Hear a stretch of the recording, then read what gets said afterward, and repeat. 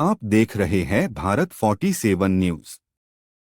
हम लोग दरअसल कई सीटों का ऐलान पार्टी कर रही है, क्योंकि हमने पिछले दिनों में 11 सीटों का ऐलान किया था और काफी अवामी दबाव है, हमारे संगठन के लोग भी और आम जनों का भी काफी दबाव है कि एमआईएम और सीटों से लड़े। तो हम आज चंद सीटों का और ऐलान कर रहे हैं।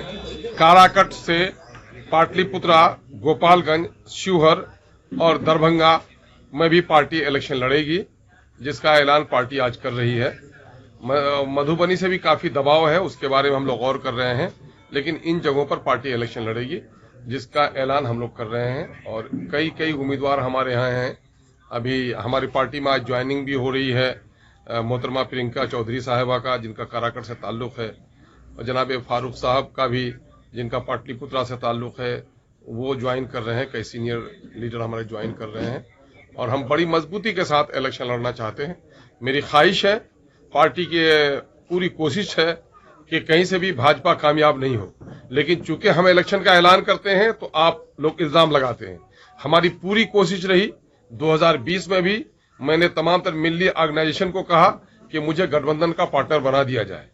इस मरतबे जब इंडिया का गठबंधन बना तो हम लोगों ने कोशिश की, तमाम तर नेताओं से बात की, प्रेस के माध्यम से भी उन लोगों से आग्रह किया कि साहब, हम नहीं चाहते हैं कि सेकुलर वोटों का बिखराव हो, हमें भी अपना पार्टनर आप बनाइए। लेकिन ये लोग सिर्फ बीजेपी का खौफ दिखाकर माइनॉरिटी की क़यादत को, माइनॉरिटी की लीडरशिप को कहीं उभरने नहीं देना चाहते हैं। हालांकि एमआईएम अपने टिकट के बंटवारे में पिछले दिनों में भी हमने इलेक्शन लड़ा था, तो ऐसा कुछ भी नहीं था कि हमने नॉन माइनॉरिटी को वोट नहीं दिया, ये टिकट नहीं दिया।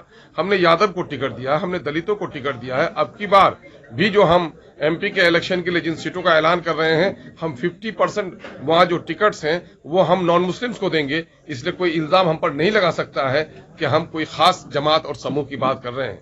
हमने इंडिया गठबंधन के लोगों से बार बार गुजारिश की, बहुत सारी हमारी जो मुस्लिम संगठन है, मुस्लिम तंजीमें हैं, इन लोगों को भी यह खदशा रहता था कि हमारे आने से सेकुलरों का बिखराव होगा। इन लोगों से भी गुजारिश की कि आप भी हमारे लिए वकालत कीजिए कि हम सेकुलरों का बिखराव नहीं चाहते हैं, लेकिन हम अपने वजूद को बाकी रखना चाहते हैं। क्या मुस्लिम लीडरशिप के लिए कोई गुंजाइश नहीं है बिहार में? क्या सोकॉल जो सेकुलर पार्टियां हैं, ये पार्टियां सिर्फ मुसलमानों को बीजेपी का खौफ दिखाकर दबाकर रखना चाहती हैं? अभी जाति आधारित जो गणना आई है, जो हम लोग चीख रहे थे, चिल्ला रहे थे कि माइनॉरिटी के लोगों को इन लोगों ने हाशिए पर डाल दिया है, और ये 30-35 साल के दरमियान में, जिसमें राजद, जदयू, कांग्रेस और भाजपा सभी लोग शामिल रहे हैं, मुसलमानों की 60% नौकरियों से इनको वंचित कर दिया गया। जाहिर है कि बिहार में इस वक्त नौकरियां सलाहियत पर मिलती हैं। चूंकि मुस्लिम अकलियत के लोग पसमानदा हैं, पिछड़े हो गए हैं, गरीब हो गए हैं, उनका एजुकेशनल अपलिफ्टमेंट नहीं हुआ है, तो उनको विशेष वो रिजर्वेशन दिया जाए, उसकी बात भी सरकार नहीं सुन रही है। जो ओबीसी लिस्ट में जो रिजर्वेशन का शेयर है, वो शेयर भी उनको नहीं दिया जा रहा है। और आज किसी से बात ढकी छुपी नहीं है कि नौकरियां अब सलाहियत से ज्यादा पैरवी पर बिहार में मिल रही हैं। जिन लोगों का पहले मास्टर रोल पे बहाली होती है, उन्हीं को परमानेंट किया जाता है, तो वहां पर सलाहियत देखी नहीं जाती, वहां पैरवी देखी जाती है। इसलिए और जहां जहां अभी जो आई है, जो आर्थिक आंकड़े आए हैं जाति आधारित गणना में, उसमें यह दिखाया गया है कि जिन जिन क्षेत्रों में मुसलमानों की आबादी है, वो क्षेत्र ज्यादा पिछड़ा रहा है, वहां पलायन ज्यादा हुआ है, वहां गरीबी ज्यादा रही है, वहां पर नाना किस्म की बीमारियां ज्यादा रही हैं। इसलिए हम लोग बिहार की एक बड़ी आबादी, जो नजरअंदाज करदा आबादी है, उस आबादी को हक दिलाने के लिए संघर्षशील है, लेकिन हम सबको साथ लेकर चलना चाहते हैं और काफी दबाव है। इस वजह से इन सीटों का हम ऐलान कर, एक बार और ऐलान नाम बता दीजिए, एक बार और पुलिस बता दीजिए, है ना।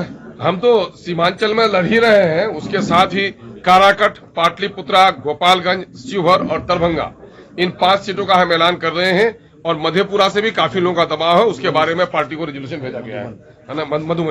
मधुबनी से काफी हो गया है, तो उनका पार्टी को भेजा गया है। फिलहाल किन सीटों पर सोशल नहीं, मीडिया नहीं, अभी हाँ मसाल जुलूस निकाल रहे थे, और आज जाके करें हुजूर अब कभी नहीं भागेंगे आपका दामन छोड़कर, है ना।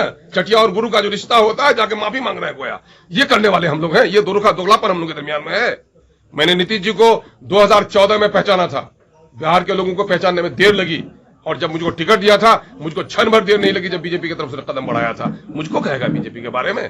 कौन लोग हैं ये? सारे लोग बीजेपी के यहाँ, यही अभी किशन के कैंडिडेट के बारे में कह रहे हैं। ये पिछले दिनों मसाल जुलूस निकाल रहे थे, और आज कहाँ गए हैं? किन के लिए? मोदी के लिए वोट मांगने के लिए गए हैं ना। ये मोदी के चमचे और ये नीतीश कुमार के दोहरे किरदार के लोग हम पर इल्जाम लगाएंगे। आप देख रहे हैं भारत 47 न्यूज।